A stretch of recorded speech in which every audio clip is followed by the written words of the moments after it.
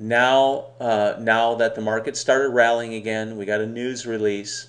The market was able to start trading higher highs. So this entire time, I am not a seller. I'm waiting again for the market. Per my trading plan, when I'm running accordion style trade systems, I cannot resell this market until I get a higher high. Okay, on this day, we get into early morning Friday during the news release. We're getting the rally. The market now gives me higher high. Now I'm eligible to start selling this market again. Now, in smaller time frame charts that I use, this is basically a 20 pip Renko chart, or this is Investor RT charting. It's .0020 Renko chart settings. Not until I get sell response, the first time I'm getting sell response in the order flow at a new high to a statistical level that I track, am I able to start selling this market.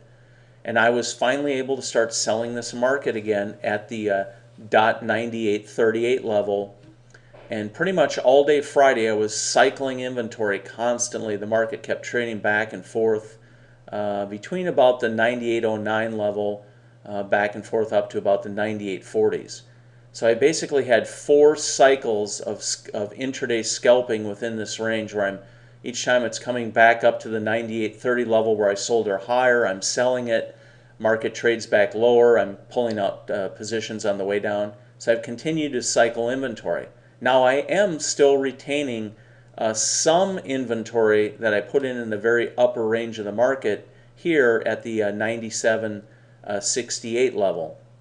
So I still have some positions that I'm retaining, because what I'm attempting to do in my trading is I'm trying to build a core position over a period of time. So what I will be doing next week, since I still very much like this trade setup, I will be continuing to cycle positions in and out of this new upper range, where I'm now a little bit more aggressive because now I've gotten the news release to play out. Now I'm willing to trade larger position size.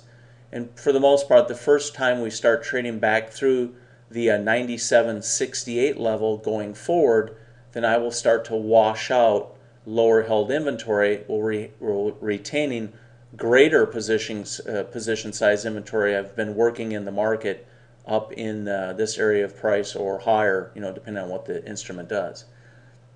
Now, whenever I get involved with a longer term trade, I use a dollar amount stop. Per my trading plan, I set what range of price I'm willing to work on a trade, how many positions I'm allowed to add as liquidity in that range of price as I'm cycling positions in and out of a trade, to the point that the trade either fails, hits my dollar amount stop, stops me out, game over, or starts trading in my intended direction. And basically what I do is I'm cycling positions as I'm booking small profits as the market's cycling in a range. Then at some point in the trade, I'm literally transitioning the trade away from using my risk capital that I initially was willing to risk at the beginning of the trade, and I'm now using the capital that I've accrued from numerous rotational hits of cycling positions in, scaling them out profitably. Market rallies, cycle more positions in, market pulls back, scale them out profitably. So I'm getting pretty close to the point.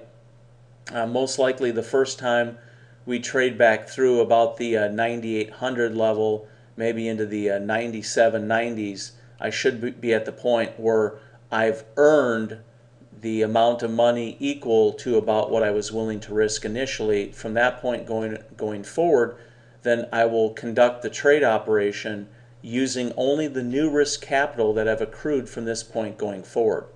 So then if the trade stops out, then at that point the trade is basically, I've just risked all the money that I gained the multi-day period that I've been trading the setup.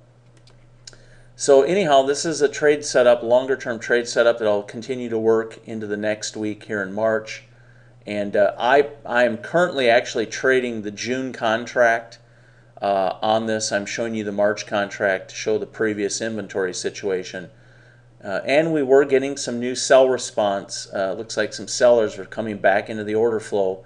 So I'll continue to watch this Monday Tuesday going forward, and seeing what the order flow distribution or the delta volume distribution patterns are showing me. But this is a longer term trade setup I really like, and this is a trade setup. Who knows, I might end up being in this trade multiple weeks, multiple months, I never know. If this starts breaking and running in my intended direction, then typically any of these longer term trades, I do not, portions of my trade that I start carrying, if the trade starts running in my intended direction, I literally don't start scaling out of all of the core position until I get to 3-to-1 or better risk to reward on the trade. So at the point that I'm ahead in the trade 3 times more in money than was ever my maximum excursion against me, the maximum risk that I had absorbed in the trade while trading it. Once I get 3-to-1, then I start to cover, and I make sure I have about 2/3 of the overall core position covered out. I hold the last third of the trade, and then I will scale it out accordingly to what I see in the supply and demand picture going forward to try to make additional profits.